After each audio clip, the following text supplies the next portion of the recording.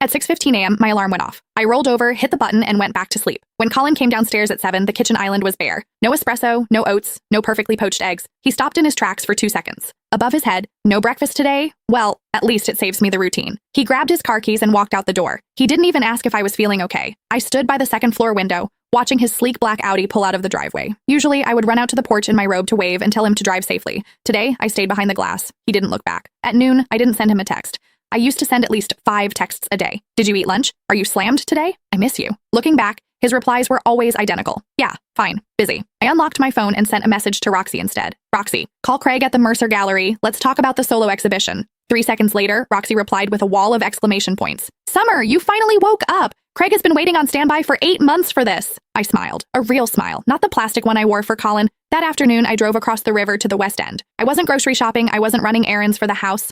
I walked into a commercial real estate office. Hi, I'm looking for a loft or a studio space in the arts district. Just a wide open room with good light. The young agent was eager. What's your budget, ma'am? Under $3,000 a month. I've got the perfect keys right here. Let's go look. When I walked out of the agency an hour later, the afternoon sun hit my face. The March wind was still carrying a late winter chill, but as I breathed it in, I realized it was the most comfortable afternoon I'd had in 3 years. Colin came home that evening at 7:30, earlier than usual. He took off his shoes and walked into the living room. The dining table was empty. The kitchen was dark and cold. Summer? I walked out of the bedroom holding a paperback novel. Yeah? He glanced at the empty table. No dinner? What kind of tantrum is this? You didn't cook? He asked.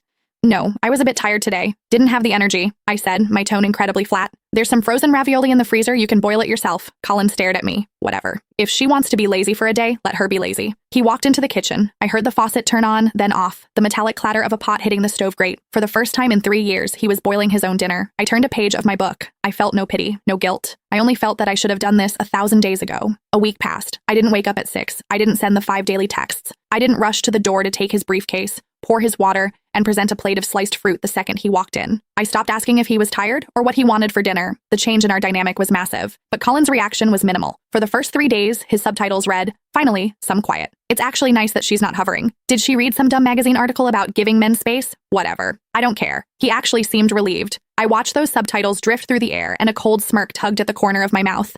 Fine, enjoy the quiet. On Wednesday evening, my mother-in-law arrived again, and this time she didn't bring honey. She brought Doris. Summer, Doris said she was craving your famous beef bourguignon, so I just had to bring her over, Constance beamed, making herself entirely at home. Doris and Colin are the ones who actually belong together. If it weren't for that ridiculous debt to her father, Doris would be the lady of this house. Doris took off her coat and strolled in, looking as comfortable as if her name was on the deed. I am going to make sure Colin sees exactly why I am superior to Summer tonight. In the past, a sudden ambush like this would send me into a panic. I would have scurried into the kitchen, desperately throwing together a gourmet meal while wearing a permanent, accommodating smile, terrified of offending either